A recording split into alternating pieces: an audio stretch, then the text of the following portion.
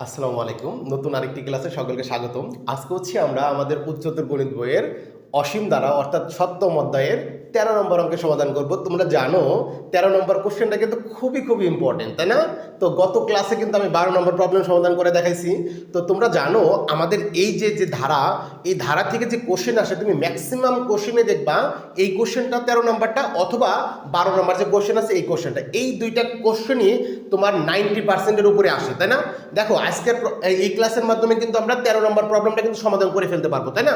আর গত ক্লাসে কিন্তু আমরা 12 নম্বর সমাধান করে ফেলছি। এই দুইটা প্রবলেম সমাধান করতে পারলেই কিন্তু এখান থেকে তোমাদের যদি কোশ্চেন আসে তাহলে কিন্তু তোমার 8 মার্ক কিন্তু কমন পড়ে যাবে। 8 মার্ক পাওয়ার কিন্তু পসিবিলিটি অনেক বেশি, তাই না?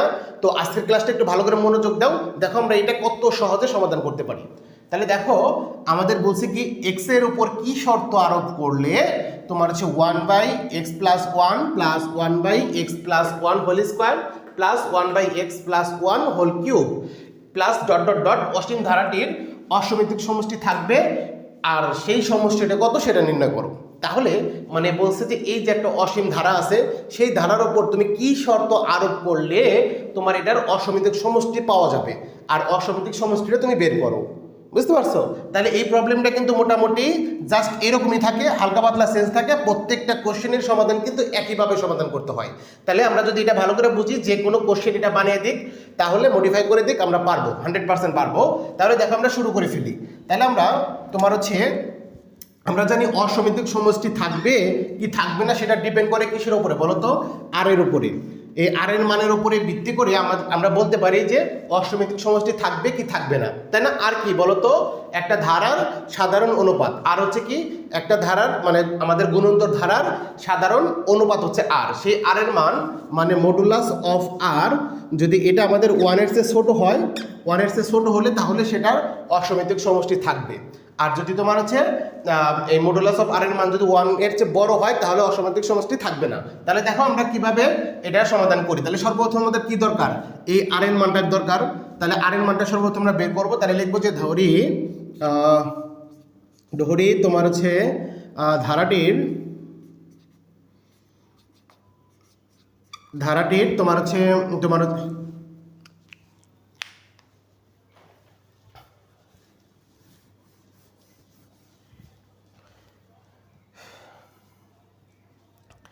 তাহলে আমরা সর্বপ্রথম লিখব কি যে ধারাটির সাধারণ অনুপাত, যে ধারাটির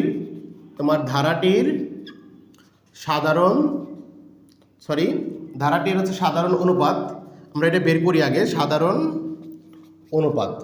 তো সাধারণ অনুপাতকে হচ্ছে আমরা আর দ্বারা প্রকাশ করি। তাহলে আর ইকুয়াল টু কি হবে? এই দ্বিতীয় পদকে প্রথম পদ দ্বারা ভাগ করলে যেটা পাওয়া যায় সেটা হচ্ছে সাধারণ অনুপাত। আমাদের দ্বিতীয় পদে কি ছিল? যে 1 ভাগ হচ্ছে x + 1 তারপরে হোল স্কয়ার ভাগ আমাদের প্রথম পদ, প্রথমটা কি? যে 1 ভাগ হচ্ছে x + 1। ওকে, এখন এটাকে যদি আমরা একটু করি, দেখো যে 1 তোমার হচ্ছে x + 1 হোল স্কয়ার ছিল, আমাদের এই যে ভাগ ছিল ভাগের পরিবর্তে গুণ হবে আর নিচের ভগ্নাংশটা উল্টে যাবে, অর্থাৎ এখানে আমাদের x + 1 আর নিচে আসবে 1। ঠিক আছে?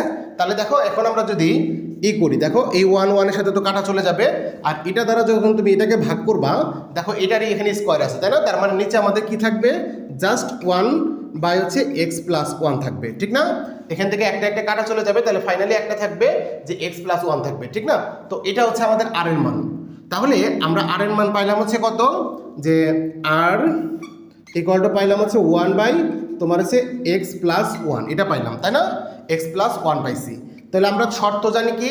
যে আমাদের অসমিতিক সমষ্টি থাকবে যদি মডুলাস অফ আর এর মান মাইনাস মানে 1 এর চেয়ে ছোট হয়। তাহলে আমরা এখানে লিখবো যে তোমার হচ্ছে যে ধারাটির তোমার হচ্ছে অসমিতক সমষ্টি থাকবে যদি তোমার মডুলাস আর লেস দেন তোমার হচ্ছে 1 হয়। মডুলাস আর লেস দেন যদি 1 হয়, অর্থাৎ মনে করো যে মডুলাস আর মানে হচ্ছে আমাদের -1 এর চেয়ে যদি বড় হয়, মানে আর এর মান যদি -1 এর চেয়ে বড় হয় এবং 1 এর চেয়ে যদি ছোট হয় তাহলে সেটা হচ্ছে অসমিতিক সমষ্টি পাওয়া যাবে। যে modulus of r less than 1 মানে হচ্ছে এই আর এর মানটা -1 এর চেয়ে বড় হইতে হবে, 1 এর চেয়ে ছোট হইতে হবে। ঠিক আছে, ওকে। তাহলে আমরা লিখতে পারবো না, সুতরাং যে -1 ইজ গ্রেটার দেন তোমার আমাদের আর এর মান কত 1/x + 1, তাহলে 1/x + 1 লেস দেন 1, তাই না? তাহলে এই শর্ত যদি এটা ফিল আপ করে তাহলে সেটার অসমিতিক সমষ্টি থাকবে। তাহলে আমরা লিখতে পারবো এখানে আমরা একবার যে এই শর্তের জন্য দেখব, আবার এই শর্তের জন্য দেখব। তাহলে আমরা এখানে লিখতে পারি -1 তোমার যে ইজ গ্রেটার দেন 1 + 1, এটা ঠিক না? এটা তাহলে আমরা এটা দিয়ে দেখবো যে এক্স এর মান আমাদের কত হলে এটার অসমিতিক সমষ্টি পাওয়া যাবে। তাহলে দেখো আমরা কি করতে পারি, বা আমরা জাস্ট এটাকে উল্টে দেবো, অর্থাৎ এটাকে বিপরীতকরণ করব। তাহলে বিপরীত করলে কি হয় দেখো তো, এটা নিচে তো মনে মনে 1 আছে, তাই না? সেই 1টা উপরে চলে যাবে আর উপরের -1টা নিচে চলে আসবে। ওকে, তারপরে দেখো আমরা যদি এই বিপরীতকরণ করি এই চিহ্নটা পরিবর্তন হয়ে যায়, অর্থাৎ এটা এদিকে ছিল, এটা এদিকে মুখ এসে পড়বে। ঠিক আছে, বড় মুখ ডান দিকে ছিল, এখন বড় মুখটা বাম দিকে চলে আসবে আর এটা উল্টা চলে যাবে, অর্থাৎ 1টা নিচে চলে আসবে আর x + 1 উপরে চলে যাবে। তাহলে নিচে তো আর 1 লেখার কোনো প্রয়োজন নাই, তাই না? আচ্ছা, তাহলে দেখো এখানে 1কে -1 দ্বারা ভাগ করলে আমরা কি পাবো? আমরা পাবো হচ্ছে -1 আর এখানে x + 1। এখন তোমরা যেটা করবা, এখন যেটা করতে হবে যে এখানে আমাদের x ছাড়া অন্য কিছু থাকা যাবে না। তাহলে বলো তো এখান থেকে যদি আমরা +1কে সরাইতে চাই তাহলে কি করতে হবে? আমরা যদি উভয় পাশে একটা -1 নেই তাহলে কিন্তু আমাদের এটা কাটা চলে যাবে, তাই না? মানে আমরা তুমি দেখবা যে x এর সাথে যেটা আছে সেটাকে কাটা দেওয়ার জন্য বা এখান থেকে ভ্যানিশ করার জন্য কি করা লাগে? তো আমরা দেখতে পাচ্ছি এখানে -1 দিলেই তো এটা ভ্যানিশ হয়ে যাবে। যেহেতু -1 ডান পাশে দিতে হবে তাহলে তো বাম পাশেও দিতে হবে, কারণ এক পাশে দেওয়া তো যাবে না, তাই না? যে আমাদের ম্যাথের হচ্ছে সূত্র হচ্ছে ডান পাশে যদি কিছু করি ঠিক সেম জিনিসটা বাম পাশেও করতে হয়। তাহলে যেহেতু আমাদের ডান পাশে হচ্ছে -1 করতে হবে, তাহলে এই জন্য আমরা বাম পাশে একটা -1 করলাম। তাহলে এখানে x + 1 -1। তাহলে দেখো এই +1 সাথে -1 কাটা, তাহলে কি থাকবে যে বা এখানে -2 তোমার এইটা, তাই না? অর্থাৎ x লেস দেন -2, অর্থাৎ যদি আমাদের xটা যদি -2 এর ছোট হয় তাহলে এটার অসমিতিক সমষ্টি থাকবে। তাহলে আমরা লিখতে পারবো যে সুতরাং যে x লেস দেন -2 একটা শর্ত হইল।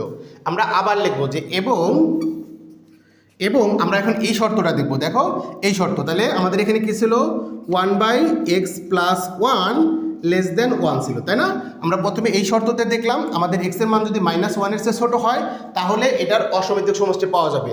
এখন আমরা এই শর্ততে দেখব যে x এর মান কত হওয়া লাগে। তাহলে দেখো বা আমরা এটাকেও জাস্ট ব্যস্ত মানে উল্টিয়ে দেবো, অর্থাৎ বিপরীতকরণ করব। তাহলে এটা উপরে চলে যাবে x + 1 আর নিচে 1 আসলে সেটা তো লেখার কোনো প্রয়োজন নাই। তাহলে দেখো যেহেতু বিপরীতকরণ করতেছি তাহলে আমরা এই চিহ্নটাকে জাস্ট পরিবর্তন করে ফেলবো। ডান দিকে বড় মুখ ছিল, এবার বাম দিকে বড় মুখ হয়ে গেল। তাহলে এটার নিচে 1 আছে, 1 উপরে চলে গেলে 1/2 হবে, তাই না? তার মানে 1ই থাকবে।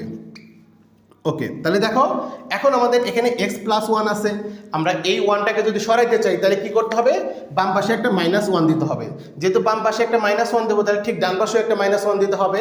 তাহলে দেখো আমরা কি করতে পারি, এখানে x + 1 ছিল, এই 1টাকে ভ্যানিশ করার জন্য আমাদের -1 দিতে হয়। আর যেহেতু বাম পাশে আমরা -1 দিছি আর এখানে তো আমাদের অলরেডি 1 ছিলই, তাহলে এই -1টাকে ব্যালেন্স করার জন্য আমাদের এখানে একটা -1 দিতে হবে। তাহলে দেখো এই +1 এর সাথে -1 ভ্যানিশ চলে যাবে। তাহলে বা x ইজ গ্রেটার দেন 1 থেকে 1 বাদ দিলে 0, অর্থাৎ x যদি 0-র চেয়ে বড় হয় তাহলে অসমিতিক সমষ্টি পাবো। তাহলে দেখো আমরা দুইটা শর্ত পাইলাম, তাহলে আমরা লিখতে পারবো সুতরাং অর্থাৎ এখানে লিখতে পারবো অর্থাৎ তোমার হচ্ছে অর্থাৎ যে x ইজ গ্রেটার দেন 0 এবং তোমার হচ্ছে x লেস দেন -2 হলে তোমার হচ্ছে অসমিতিক সমষ্টি থাকবে, অসমিতিক সমষ্টি থাকবে।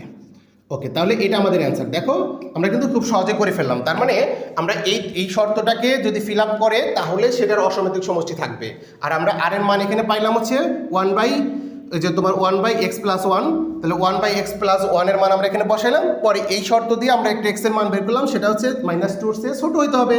আবার এই শর্ত দিয়ে আমরা x এর একটা মান পেলাম, সেটা দেখলাম 0-র চেয়ে বড় হইতে হবে। অর্থাৎ আমরা লিখতে পারবো যে x ইজ গ্রেটার দেন 0 এবং x লেস দেন -2 হলে অসমিতিক সমষ্টি থাকবে। এটাই হচ্ছে আমাদের শর্ত। তাহলে এই দুইটা শর্ত দিলে সেটার অসমিতিক সমষ্টি থাকবে। তাহলে আমরা এটা বের করে ফেললাম এবং বলছে সমষ্টিটা বের করো। তাহলে আমরা এবার অসমিতিক সমষ্টিটা বের করে তোমাদেরকে দেখাই। তাহলে দেখো আমরা এখানে একটু বের করে দেখাই। যে আমরা এখানে দেখতে পাচ্ছিলাম যে অনুপাতটা এত ছিল, তাই না? আর ধারাটির প্রথম পদ কত, আমরা এখানে লিখি যে ধারাটির তোমার হচ্ছে প্রথম পদকে আমরা এ দ্বারা প্রকাশ করি। তাহলে এ সমান সমান আমাদের কী ছিল বলো তো? এই যে ওয়ান বাই হচ্ছে x plus one by x plus one, তাই না? প্রথম পদ। আর আমাদের সাধারণ অনুপাত তো দেওয়া ছিল এটা, যে সাধারণ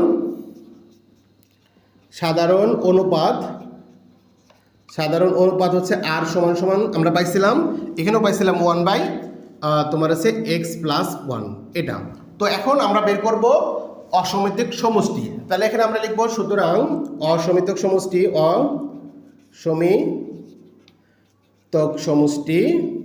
সমান সমান সূত্র তোমরা জানো, এ ভাগ হচ্ছে 1 মাইনাস আর। এটা হচ্ছে আমাদের অসমিতিক সমষ্টি বের করার ফর্মুলা। তাহলে এটা মুখস্থ করে ফেলবা। তাহলে দেখো এর মান আমরা বসাই, এর মান ছিল 1 বাই এক্স প্লাস ওয়ান, এখানে মাইনাস 1, আর এর মানও আমাদের ছিল 1 বাই এক্স প্লাস ওয়ান। তাহলে দেখো এটাকে আমরা জাস্ট ক্যালকুলেশন করি, দেখি আমাদের কত আসে। তো এটাকে যদি আমরা ক্যালকুলেশন করি, নিচে হচ্ছে এক্স প্লাস ওয়ান থাকবে, তাই না? তো এটার নিচে মনে মনে একটা 1 আছে, সেই 1 দ্বারা তুমি এটাকে ভাগ করলে এই জিনিসটাই হবে, আবার এই জিনিসটা দ্বারা আবার 1কে গুণ করলে এটাই হয়। তাহলে এখানে এক্স প্লাস ওয়ান হবে। আবার এটা দ্বারা যখন এটাকে ভাগ করবা 1 পাবা, সেই 1-এর সাথে এই 1 গুণ করলে 1 হবে, আর মাঝখানে মাইনাস ছিল, এখানে একটা মাইনাস 1 হবে।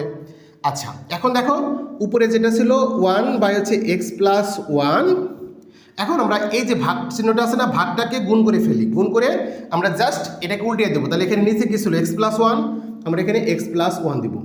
আর এখানে দেখো এই প্লাসের 1 আর মাইনাসের 1 কাটা চলে যাবে, তাই না? কাটা চলে যাবে, কী থাকবে? শুধু এক্স থাকবে, সেই এক্সটা নিচে চলে আসবে। তাহলে দেখো এখন আমরা যে এক্স প্লাস ওয়ান সেম জিনিস কাটা চলে যায়, তাহলে উপরে থাকে কি 1 আর নিচে থাকে এক্স, অর্থাৎ এটার অসমিতিক সমষ্টি হচ্ছে 1 বাই এক্স। আর সমষ্টি শর্তটা তুমি তো দেখলাই। এই হচ্ছে আমাদের 13 নম্বর কোশ্চেনের সমাধান। তো আশা করি খুব সহজেই এই প্রবলেমটা তোমরা বুঝতে পারছো।